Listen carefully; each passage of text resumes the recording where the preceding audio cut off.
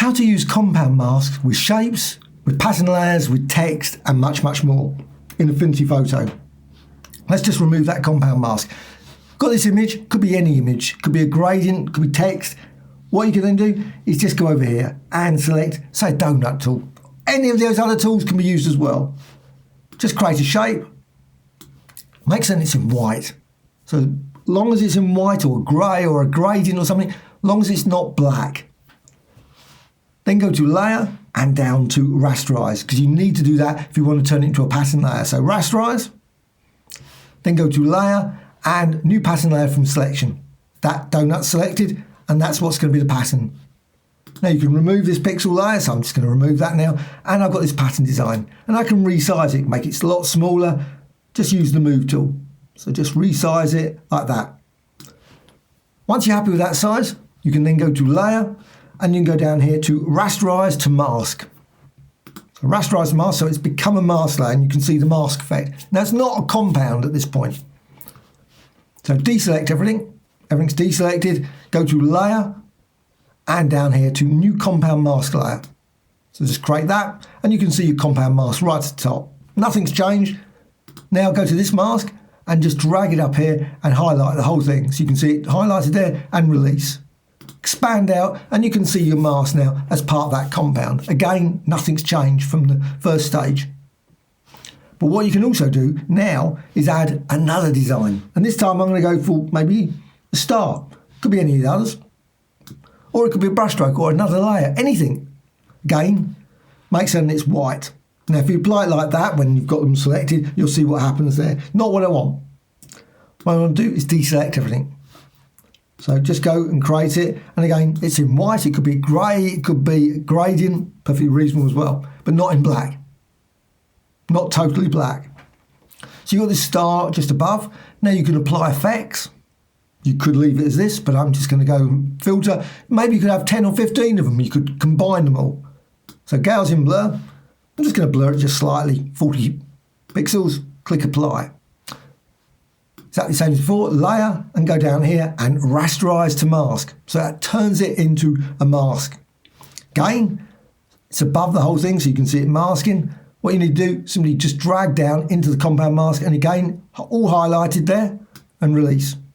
And now you can see you've got this mask and this mask. This one, you can't change the settings for, but you can go up here for the first one, top one, click there, and you've got Add, that's the default, but you can go for Subtract or Intersect, and these are live, so you can just go through them, just try them out, maybe decide that you want Subtract. Also, you can select that, use the Move tool, so select the Move tool, that's highlighted, I can then move it around, so you can reposition it. It's still live, you can rotate it, apply additional effects, maybe go filter repeat blur, so you just blur it a bit more. You might not have blurred it enough beforehand. You can also right click and you can duplicate. So you can create a duplicate of it and move that, and you can see the same, it's got the same settings. Click there again, and you can say intersect or XOR or add. So you can create that and move that position there. Also, you can use other shapes. Don't have to use that one. You could decide, so deselect everything. Again, just go down here, go for a diamond. So create a diamond. Again, it's in white. Or you could, of course, use a gradient tool, create a nice gradient effect like that. Then go to Layer and down to Rasterize the Mask.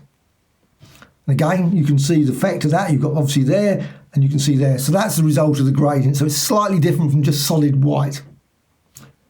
Exactly the same as before. Drag and drag it into this compound mask. So all highlighted and release. And now you can see it there. You can reposition it. You've got exactly the same options as well. Click there, subtract, intersect.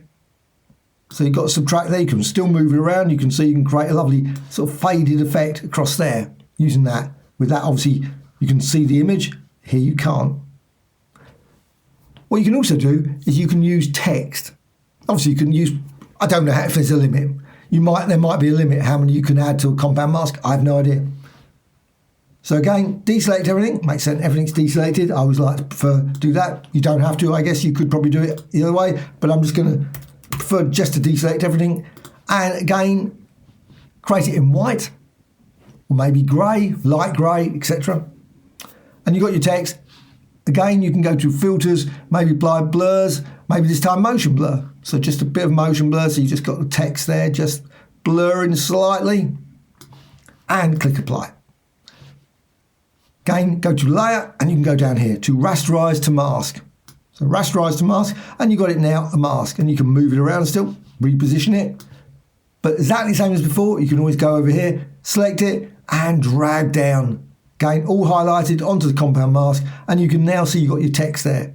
Now you can reposition them, you can go down there, move it down, position it there, and exactly the same as before, you can always just go here, and you go subtract. And you can see obviously you've got the word text there, intersect, just got the text there, XOR. Now the blur, the motion blur effect is a destructive effect, so you can't go back from that now, unless you just delete it. But you can see you can move this around, and you can resize it. You can also rotate it, and you can see the word text there. And again, you can duplicate it if you wish as well. Exactly the same as before, right click, duplicate, and you've got the word text, and you can do exact same. So click there, and intersect, XOR, subtract.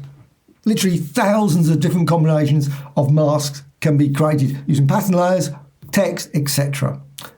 What you can also do, once you've done all that, you can put that all up there, compound mask. But you can also select this and the background, right click, and you can go to group. So you can group them all into a single group.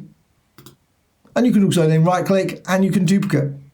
And you've got now two with all those, of course, masks. They're all independent of the other one. So you can tweak them. So expand this out, go to this mask, that mask, move around, reposition it. But also you can go to the group and you can resize that group. And you can see you've still got all the masks as you move it around, rotate it. And of course you can apply effects, everything else, all those sort of things, and modify this compound mask in multiple ways. As well as, of course, exact same, just hold down the Alt or Option key and duplicate. Or sometimes, to be honest, sometimes it doesn't always work. If you've got a very complex design, sometimes it takes a long time to do it. Sometimes it just doesn't do it at all, seems to ignore it. But you can always right click and duplicate, and then create another one and move that around. So you can build up a very complex compound mask design. And of course, you can then group all these groups and so on. Hope you found this tutorial of interest. Any questions, please let me know in the comments below. Always great to hear from you. Thank you much.